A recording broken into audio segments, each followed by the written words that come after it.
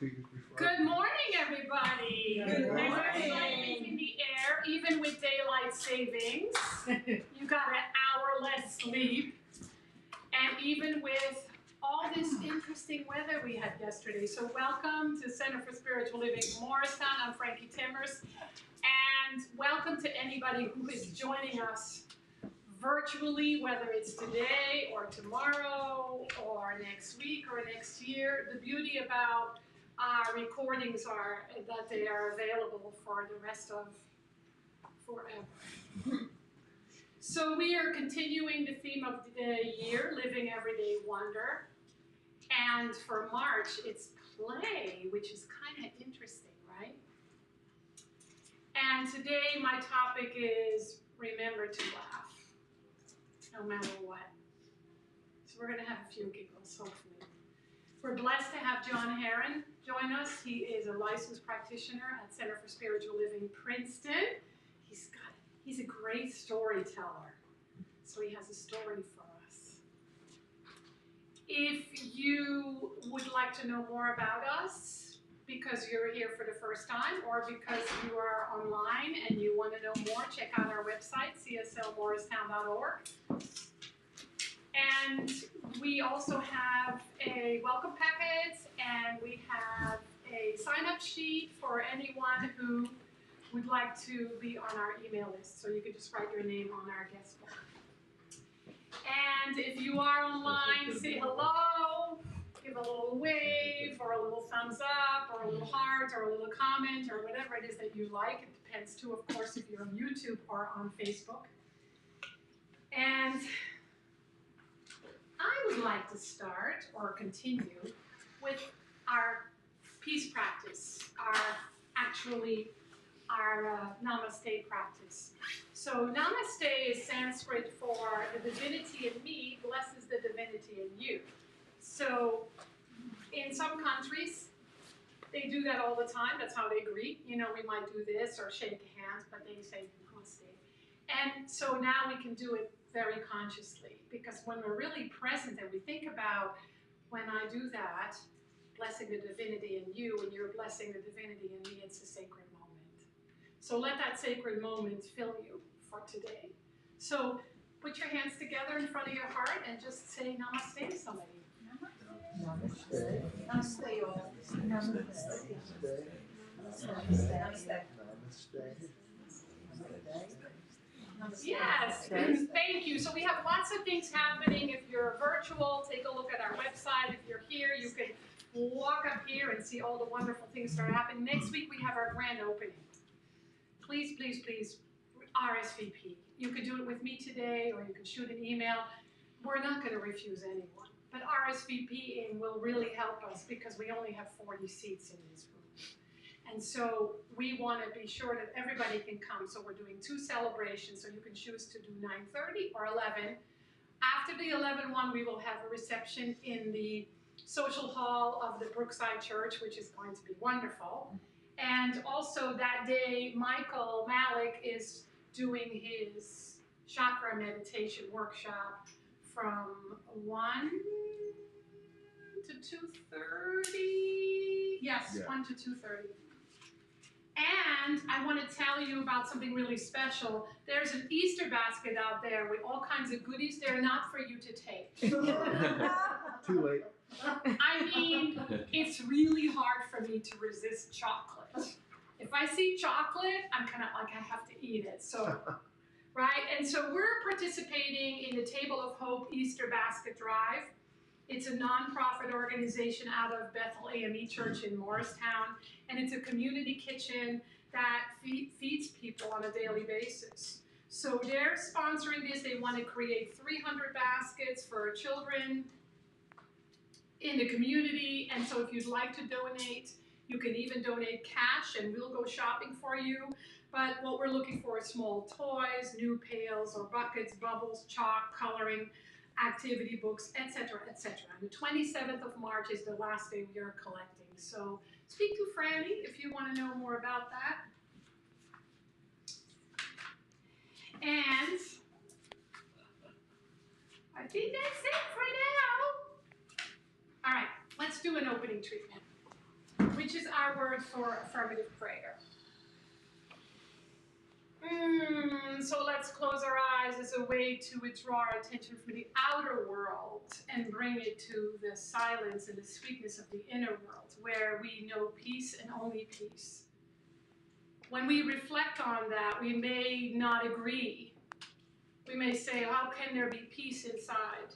How can there even be peace when all I see in the world is war with so many conflicts all around the world, even here? And so we learn in our teaching that the source of peace is within us, and we call upon it with every breath and every heartbeat. Same with joy, wisdom, beauty, grace, power, and whatever else it is that we need. We know the source of life is within us, and the more we claim it, embrace it, explore it, discover it, think about it, feel it in our hearts, the more it becomes part of our expression. So today we choose peace, we choose joy, and we allow it to be not only our experience, but we radiate it out into the world to others. And I know it never returns to us void. So we are grateful, so grateful for this and so much more. For truly, in this breath, in this moment, in this heartbeat, we are blessed. And so it is. And so it is. All right.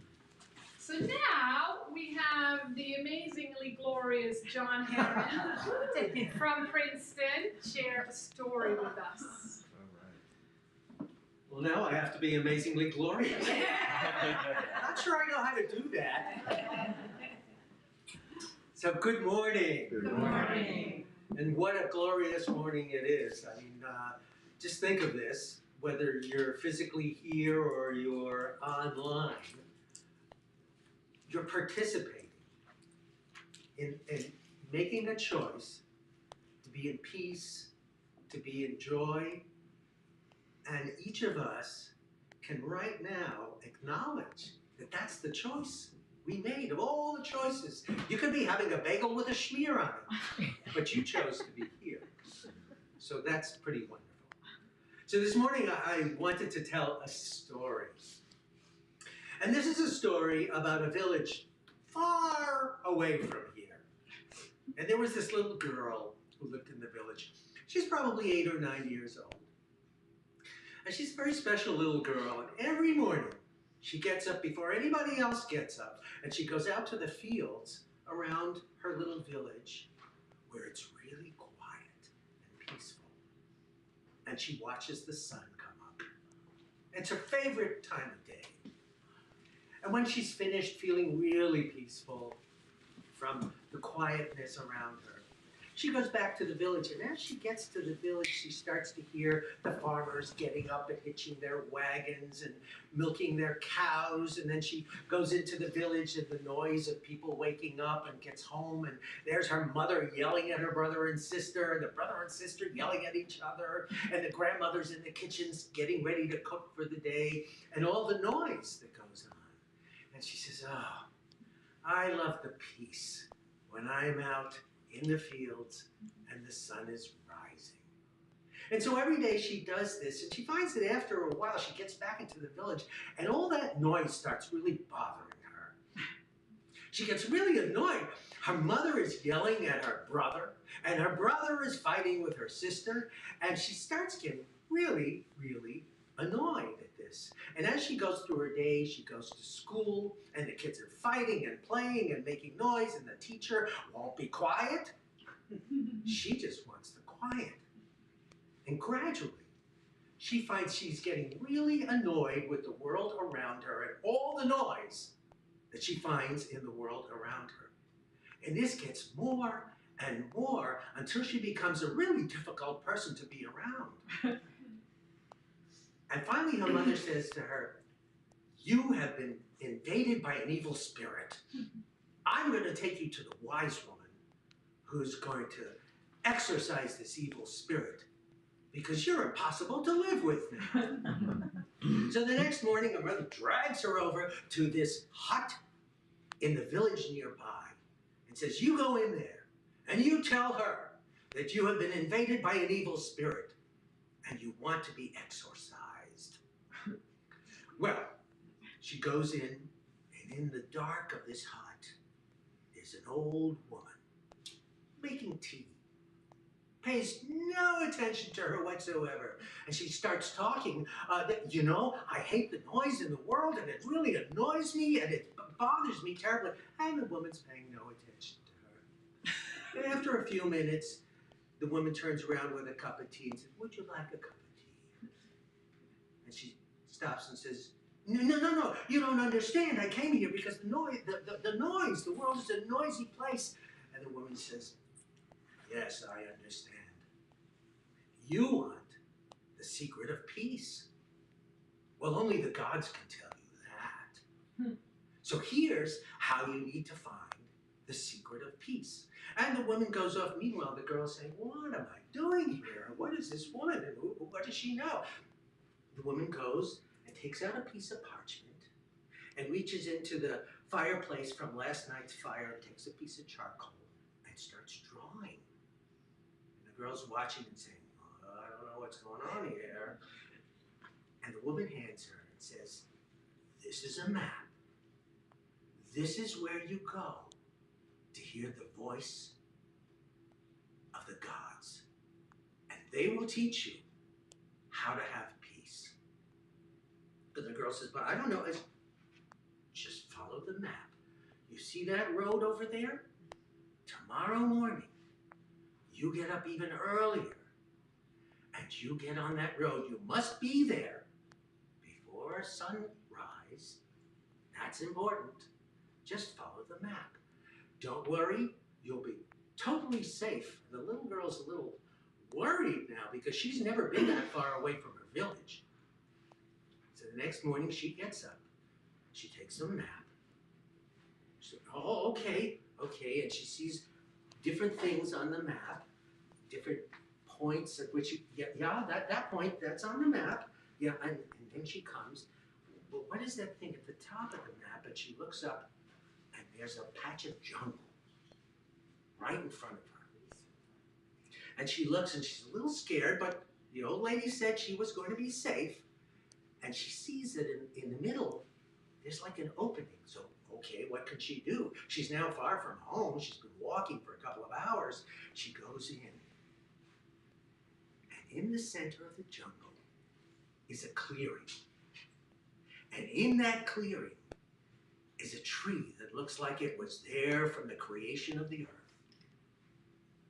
And hanging from this huge branch of a tree is this big piece of metal that also looks like it was spewed out when the earth was found. She walks around and she looks at it and she says, I don't know what to do. I'm supposed to hear the words of the gods, but I don't know what to do. And as she's walking around, she notices that there's a big stone. And in the stone, there's this ridge, and there's a piece of wood, like a branch, that's been carved. And it's really sort of heavy. She goes over and she picks it up. Oh yeah. And she looks around, well, what am I supposed to do? And she realizes, oh, I could take this branch and I could hit that piece of metal. It'll be like a gong. Maybe that's what I'm supposed to do. So she goes and she swings it and hits the gong, and it makes a noise. And incredible. She says, I came here for peace. That's not peace, that's the opposite of peace. And so she runs away and goes back to the old woman. She says, I don't know what you told me to do, but all I found was noise. And the woman said, you need to go there every day for a month. And if you listen, you will hear the voice of the gods. And you will know the answer of how to find peace. And so the next day she goes again, and she's not very happy about it, but okay, she goes. And she gets there before sunrise. And she picks up the piece of wood and she hits it. And she starts listening to the sound. A lot of noise, a lot of different tones, and a lot of different pitches coming out of this. And she notices that as the vibrations of the gong slow down, it gets nice and quiet. She likes that. Mm-hmm. And the next day she comes back, and now she's looking forward to it. She hits the gong, it makes all that noise. This time she's really listening to it, and she hears all these different sounds within the sound of the gong. And as she's so focused on it, and as the vibrations slow down, again she feels peace. And she goes home feeling peace. And of course she gets to her village and there's all that noise again, right? So every day for a month she goes back. And about the middle of the month, she starts to really hear new sounds when she strikes the gong. All these different, fine, beautiful little sounds within it. And they just fill her body. And so when the vibration of the gong stops, she starts walking home and she realizes something. That every day when she gets there, it's silent. It's peaceful. Where does the sound of the gong come from? When she makes the gong vibrate, the peace is still there. It's just vibrating. It's just vibrating, right? It's the same. It's the same. The peace is vibrating because she made it. Because she made it vibrate. And so every day she goes back. Now she really looks forward. She hits the gong and she listens to the peace within the vibration of this beautiful sound. It's become a beautiful sound to her now because she's listening to the peace. And she realizes when she gets home, well, the same thing is true. The vibration of the world is nothing but the peace that I feel when I go out to the fields in the morning. And this is the vibration of the world. And then she starts realizing, well, when I get annoyed at all of that, it's just me hitting the gong again and again and making it vibrate.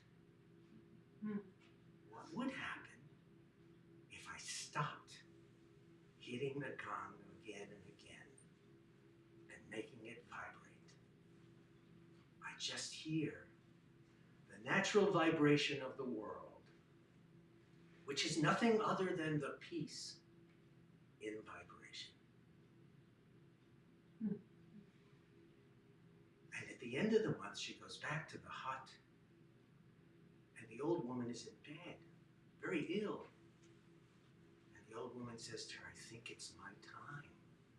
I'm really glad that you came now. I can see from your face that you have found the secret of peace. Peace is always present, sometimes vibrating, sometimes not. And as the little girl was talking to her, another villager came in and said, you have to help me. My brother-in-law has been taken over by an evil demon and he won't shut up and he's making a lot of problems of it. And the old woman looks at her and says, why don't you teach this man the secret of peace? And the girl turns around and teaches him, and when he leaves, the old woman says, my time is over. Now it's your time to teach the secret of peace. So isn't that what we do in our lives, right? We keep hitting the gong. We keep worrying. We keep talking about, we keep watching television. We keep reading the newspaper. We keep hitting the gong, and all we hear is the vibration, and we forget that the vibration is nothing other than the peace that is always present, sometimes vibrating, sometimes not. It's a choice. It's a choice we all make. So, sit with that idea. Where in your life do you keep hitting the gong? Something to think about.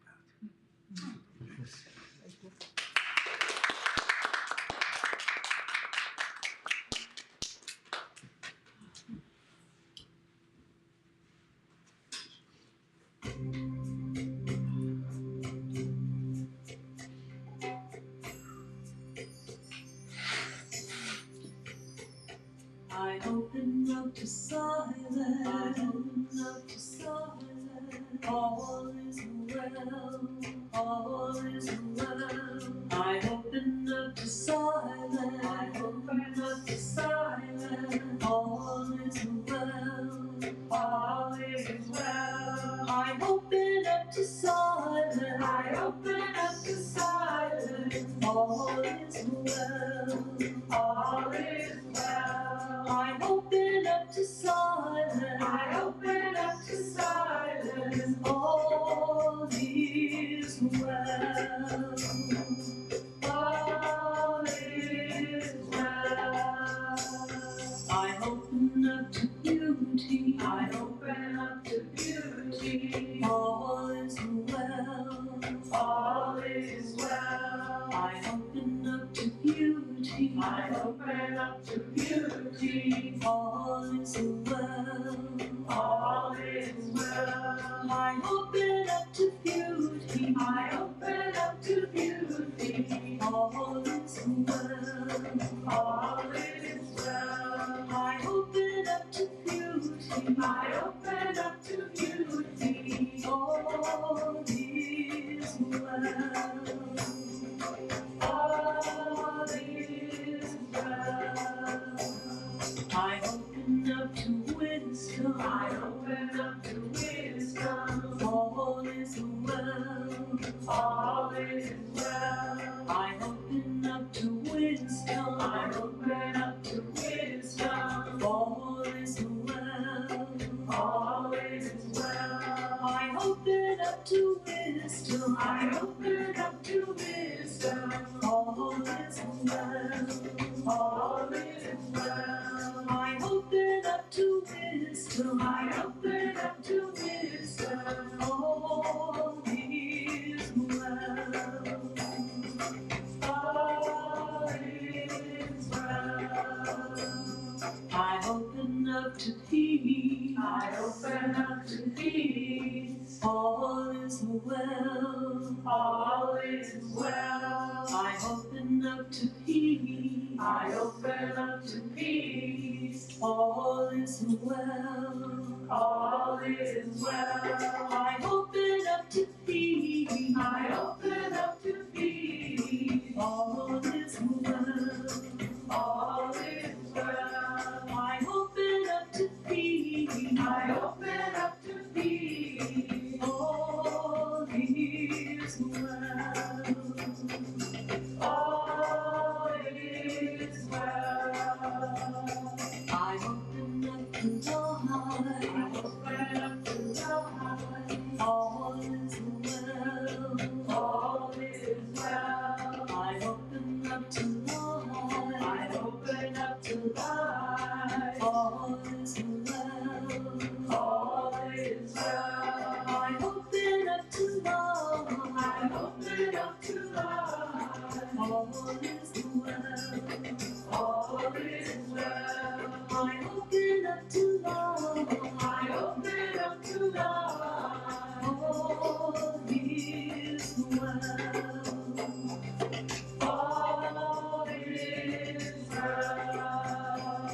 I open up to joy.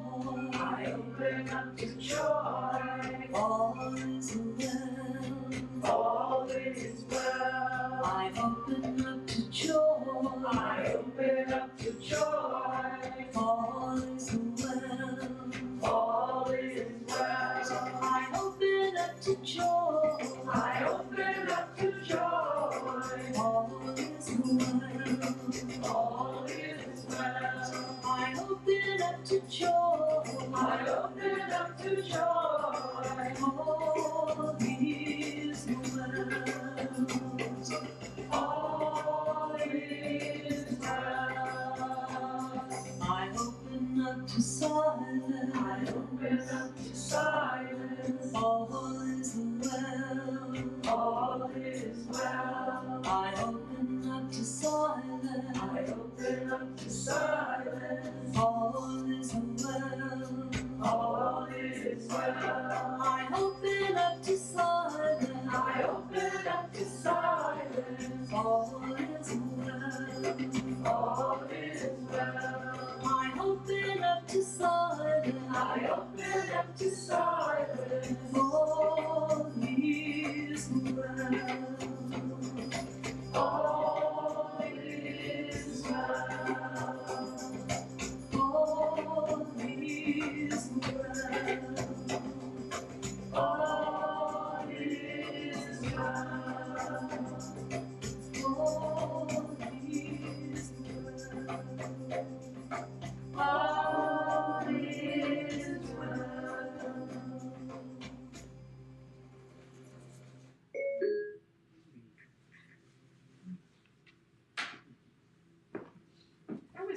do it gracefully, and something beeps.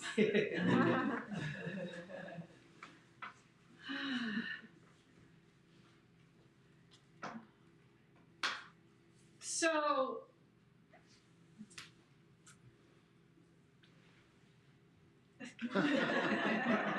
So what? we live in dark times, right? I mean, do you feel it? It just feels like we really live in dark times. And that, I don't know about you, but when we live in dark times, we're prone to worry and to fear and to anxiety and to stress. And some of it is not even conscious because it's just too much. I know for myself that I'm really experiencing a lot of grief about what's happening on the planet, and I'm very comfortable with grief. May sound weird, right? But I am, because I've lost a lot of people in my life, and I've learned to embrace it as a way to a deeper understanding, to a deeper love. But one thing I know for sure is that when we live in dark times and when things are tough and when we're challenged and when we're grieving, we still need humor and laughter and light. Because otherwise we won't get through it. And even though present life seems not to be sustainable and we want to just go back to normal or keep doing what we're doing, that heaviness invites us to also bring in more light, feel more light, to be the presence of light. It's not so much like, okay, now we all have to be really more serious, especially if we're on a spiritual path. Nobody I've heard says, okay, everybody, be more serious. You're not serious enough, right? Mostly we're asked to stay in the light, to be the presence of the light, to be the activity of our spiritual nature. I, on the weekly blast, put a quote by Viktor Frankl, which I had never heard. Viktor Frankl was a Holocaust survivor, and when he came out of the camps, he had already written a book about logos therapy, which was the therapy that he practiced as a psychiatrist afterwards. He had lost everybody and everything. He says that I would have never have made it if I could not have laughed. I could have never made it if I had not laughed. He said there was laughter, even in the camps. He says it lifted me momentarily out of this horrible situation, just enough to make it livable. Just enough to make it livable. I'm thinking this week very much about when my father passed, which is almost 20 years ago. We were all together grieving deeply because he was very well loved, not just by his own family, but by just about everybody in the town. Harry Timbers was a great guy. More loved and liked than I even realized, which is sometimes we find out when somebody passes, right? But my dad was the kind of character that when he passed and we would be sitting around in the living room planning everything, I don't think I've ever laughed as much. I don't think we ever laughed as much as a family, remembering him, his sense of humor, his crazy things. Like one time, he was so frugal that he wanted to fix his own bumper. He'd become a terrible driver. I remember many fearful moments in the car with him. And it was one of those silver-looking shiny bumpers. Well, he had hit something, and he tied a soup can to the bumper and taped it with duct tape and then sprayed over it with silver paint. So those were the kind of things. There were many like that. But we laughed so much, having so many memories. And that just told me something, that memory, but also that experience, that we can still have laughter when life gets tough. Emma Curtis Hopkins says something, and this always makes me laugh when I read it. She says, "Why, oh humankind, are you so decrepit? Having power to partake of mystical renewal by quickening inspiration." When I hear that kind of language, like, I laugh. Oh, why, humankind, are you so decrepit, having power to partake of the mystical renewal by quickening inspiration? It's like my meditation teacher says, I imagine God looking down at us and saying to us, you're doing that with this? You're doing that with the gift of truth and spirit and love I have given you? And I think we have to laugh at that, because if we don't laugh at it, we'll shame ourselves with it. Doesn't work, does it? So Ernest Holmes says, there is a laughter of God. Laugh it. There's a song of the universe. Let's sing it. There's a hymn of praise. Let's praise it. There's a joy, a beauty. There's a deep, deep abiding peace. Let's experience it. That's the constant invitation, isn't it? I know I'm dating myself a little bit, but when I first came into this teaching, the message of Norman Cousins was all over. Remember Norman Cousins? Norman Cousins died when he was 75 years old, and he was very popular in the 70s and the 80s. He was a medical doctor, and he was somebody who had been diagnosed, I always have to read it, with ankylosing spondylitis, which is a very, very painful form of arthritis, rheumatoid arthritis, right? And it's a degenerative disease or arthritis of the spine and the connective tissue. And at that time, there was really not much information in the medical community about autoimmune disease. Now it's everywhere, right? And he was really struggling. He was really suffering. So he decided to do an experiment, and the experiment was that because he believed that laughter could heal. So what he would do is he would watch funny movies as much as he possibly could, and he would laugh as much as he could. And he found that it didn't only lessen the pain in his body, but it helped him sleep because he wasn't sleeping.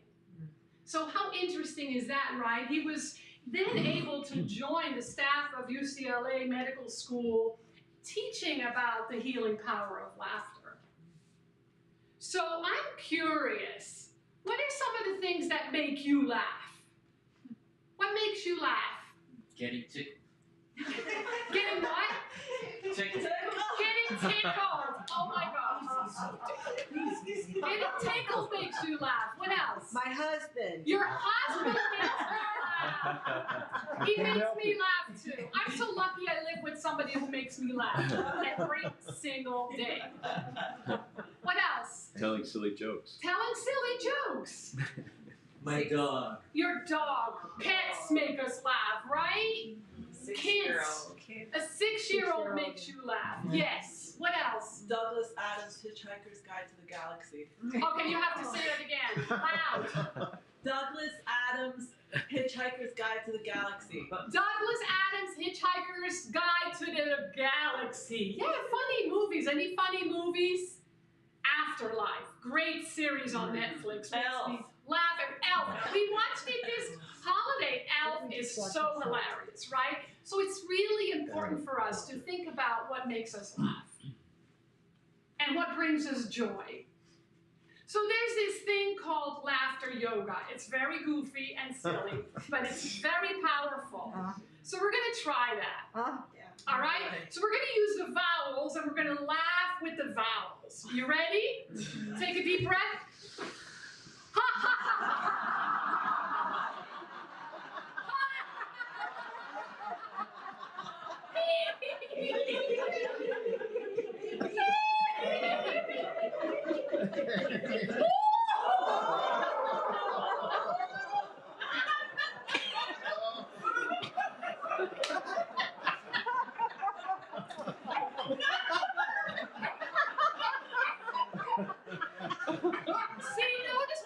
It becomes real.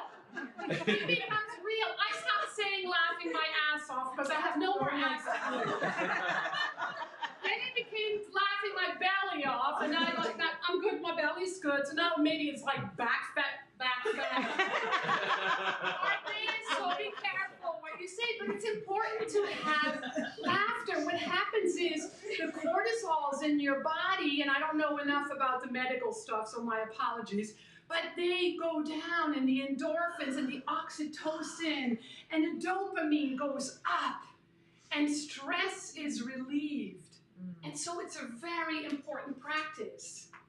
It's intentional laughter, but then it becomes voluntary. I mean, did any of you not shift from the intentional to the voluntary? I think we just have to look at each other and just laugh anyway, right? What happens when we're laughing is we're breathing differently. We're actually taking deeper breaths. It doesn't only reduce stress, but it actually strengthens our immune system. That's been scientifically proven. And so we get to really make sure that in these dark times, that we take time for joy and for laughter. And whatever that takes, whatever that means for you. Because the most funny thing to me is this idea that we are human beings having a spiritual experience. Or we are spiritual beings having a human experience, whatever way you want to look at it. But if you think about it, this human experience is hilarious. I find my human experience hilarious. I walk through my day and I think my life is so important. But in terms to the universe, I'm a speck of dust. I'm nothing. This lifetime is a blip on the radar of the infinite life. And we think it's so important. We have to get it so right. So I think even at our human nature, when we get too serious, it's important to kind of go, that's so funny, right? And so what are some of the things that we can do? Because let's get serious now. No. Come on, people. Serious business, the spiritual stuff. Let's get serious. Huh? With vowels? With vowels? Yes. Yes, very serious. So the serious part, which I think is important, it can still be hilarious, is this idea that we have to be grounded. The more grounded we are in truth, principles, in what we really believe deep inside, or in our heart of hearts, or in our awareness that there is a presence and a power that is within us and around us, whatever you want to call that, whatever it is that you value the most, has the most meaning for you. When we're grounded in that, no matter what storm hits the fan, we will get through it. And so it's important to think about that. What am I most grounded in? How can I be more grounded? What do I do when I first get up in the morning to get grounded consciously? And whatever it is that I need to do to remember to stay grounded as I go through my day. For me, that's meditation and prayer and reading and things like that. And being out in nature, we all have to remember those things. They're very important because that's our home base, right? That's your home base. And then love hard. Love as hard as you can. And I don't mean hard as in hard, but I mean hard as in love like you've never loved before. Others, experiences, whatever has awakened us, whatever's asked of us.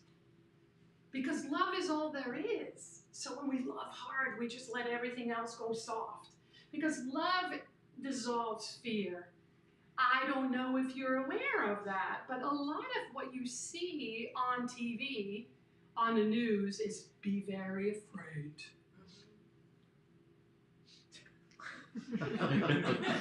Please be afraid. I mean, that's commercials, that's the news, and many other programming. Because that's the intention right now, to energetically make us all afraid, because that's how we can be controlled. That's how many religions started. some of the things that happened in this country in its beginning, that was part of it. And so we have to remember that fear is the worst virus on the planet. That means that we love hard so that fear can dissolve, or at least we can become aware of it. What are my fears? And then we make choices. How do I respond to my fears instead of being reactive? Because our default is to be reactive. So by pausing and choosing love, we can remember that fear wants to be dissolved, because the outcome of that is freedom. And I don't know about you, but the most important thing for me is to feel free with every breath, in every moment. To remember that I have the freedom to make choices how I respond and react to what's happening in the world. Knowing that I'm on a spiritual path, I must be an influencer rather than a reactor. I love Nadia Bolz-Weber, who's a very radical Lutheran minister. I'm surprised she hasn't been kicked out of that yet. She's very radical, very cool, has some great books. She says, I'm obsessed with freedom. I'm going, yes, sister. I'm obsessed with freedom, and I have found that freedom comes from taking the truths, small t, that I don't want to admit, and letting them out. It makes you a free person, and I want more and more freedom in life. So thinking about those small truths that keep us in fear, that keep us worried and anxious and limited, and then just admitting them and letting them out. So today, we've been doing this circle. We now have a name for it. It's a peace practice after celebration. And today, John is going to facilitate our peace practice, our circle, after celebration, based on his story. So if anybody wants to stay for a little bit, like half hour, 45 minutes, you're welcome to stay. And just remember that you're living on a dance floor. You're not in a torture chamber. You know, life is a dance. And everything is relative. Really, everything. And so that's why we can have the freedom to make choices from moment to moment to moment. Let's do it with joy. Let's do it with laughter. Because that's how we can be a healing presence in the world. So it is. So it is. So let's have our sacred circulation moment. I want to play a song that says abundance. It's the abundance song by Jack Fowler. Because even though we don't have the basket go around anymore, and whether you are online or you're here, there are many ways that you can support this center. And supporting this center is not about, oh, I'm giving something away, so I'm losing something.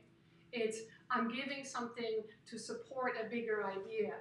Not just for the person sitting next to you or in front of you or behind you, because that's what you're doing with your gift, but for the people who will be here next year, the year after that, right? And so it's about the future. So it's the idea of circulating our abundance is so much bigger than we think it is. So you can give by text to give, my personal favorite. You can send a check, you can leave cash, there's envelopes right there. You can go on our website and give via our website. And if you want to know all those things I'm mentioning, there's a sheet over there with all that information.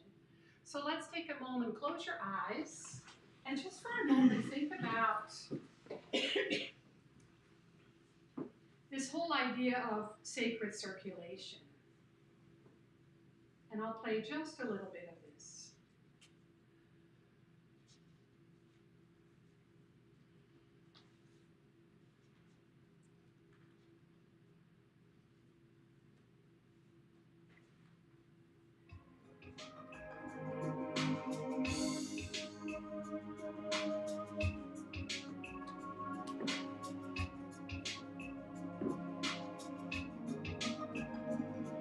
I celebrate my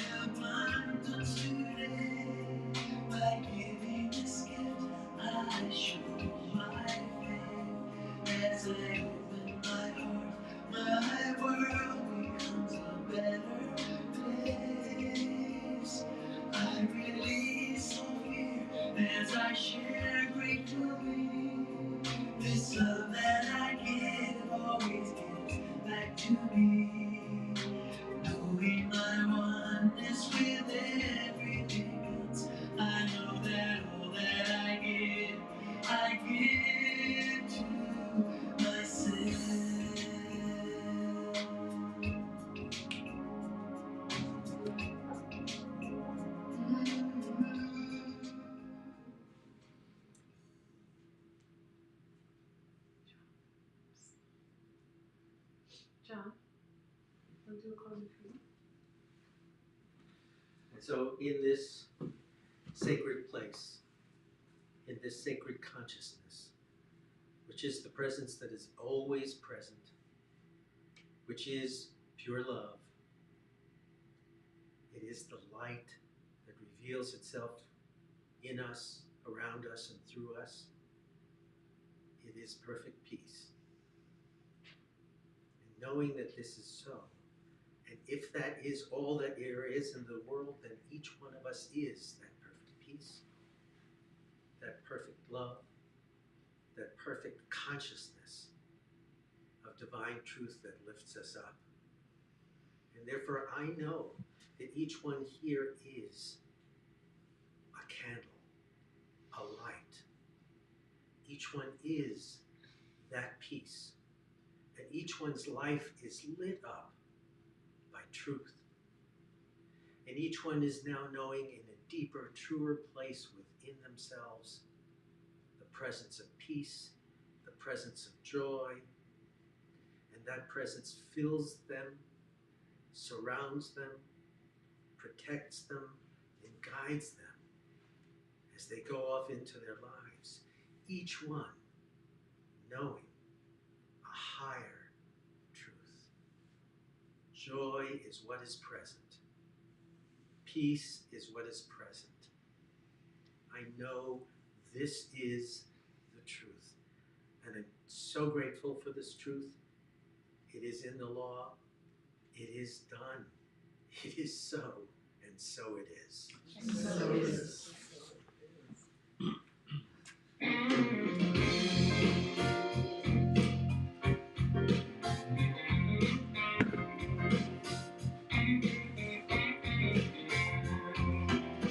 Every day is a choice to show some kindness. We all are part of one family, so connected, our hearts and spirits. I reach out for you, but you reach out for me. It's for the season.